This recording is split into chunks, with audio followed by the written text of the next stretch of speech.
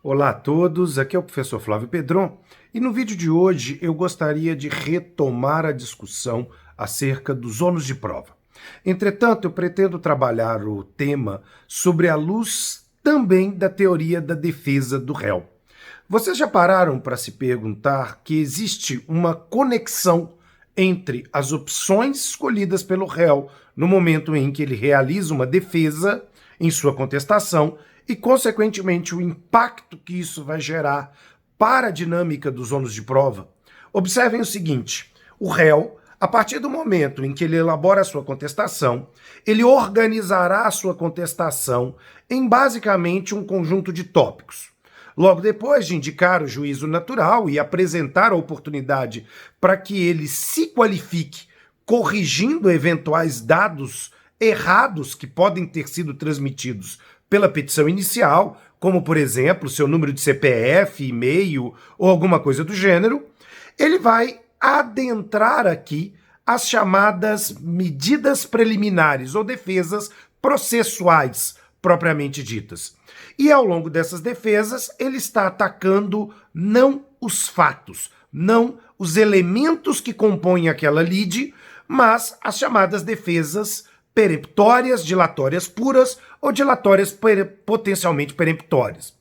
Entretanto, quando ele passa para adentrar e vai discutir o mérito propriamente dito, o ordenamento jurídico, usando aqui da chamada regra da eventualidade, exige que o réu impugne fato a fato trazido pelo autor em sua petição inicial.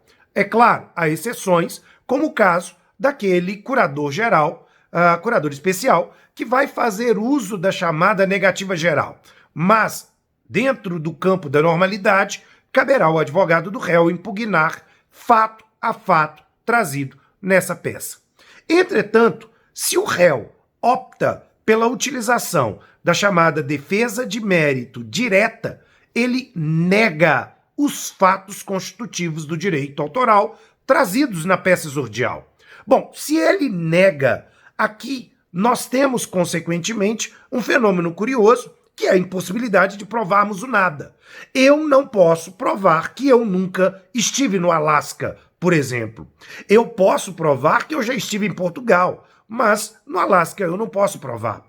A prova negativa é uma prova basicamente impossível de ser feita. Por isso mesmo, os romanos chamavam aqui de probatio diabólica, a prova do capeta, porque literalmente colocaria o réu em uma situação em que ele nunca conseguiria se desincumbir do seu ônus de prova.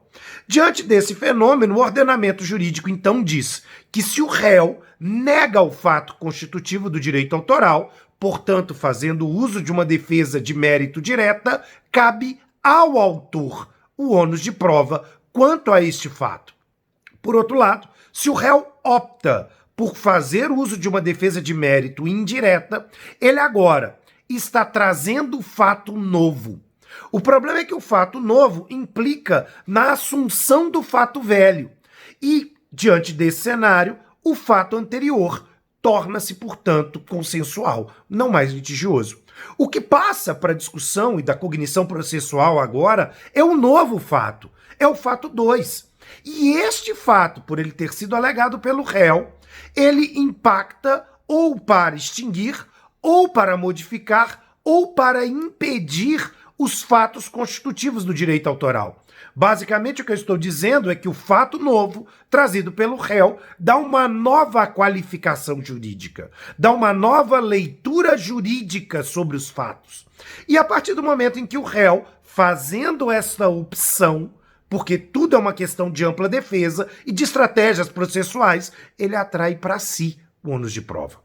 E aí, portanto, já não é um problema do fato trazido na petição autoral, mas o ônus de prova do réu aqui é dele quanto a este novo fato que vai mudar o sentido da narrativa trazida na petição inicial.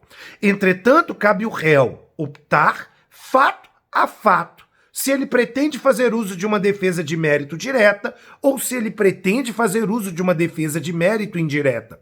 Sobre esse plano, nós estamos discutindo basicamente aqui a lógica dos incisos do artigo 373, que definem, portanto, para nós o chamado ônus de prova estático.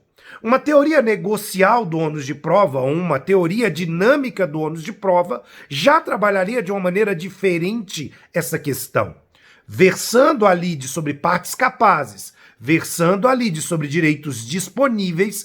Este ônus de prova pode ser transferido para um ou para outro, de acordo com aquilo que for estabelecido no negócio jurídico processual, previamente à existência do litígio, ou até mesmo no próprio curso do litígio, esse negócio pode ser pactuado. Entretanto, na figura do ônus de prova dinâmico, nós estamos lidando aqui com a figura, na verdade, da cooperação processual como elemento fundante e justificador da norma. Diante do fenômeno do dever de cooperação para com o processo e não para com o magistrado, sempre lembrando, as partes e todos os demais sujeitos processuais, inclusive o próprio juiz, devem colaborar para o correto andamento do processo. Não se trata de mais um reforço sobre a equivocada leitura de subserviência do autor e do réu perante o juiz. Não estamos falando em teoria relacionista mais se estamos sobre a base do processo constitucional consagrado na leitura que fazemos do CPC 2015.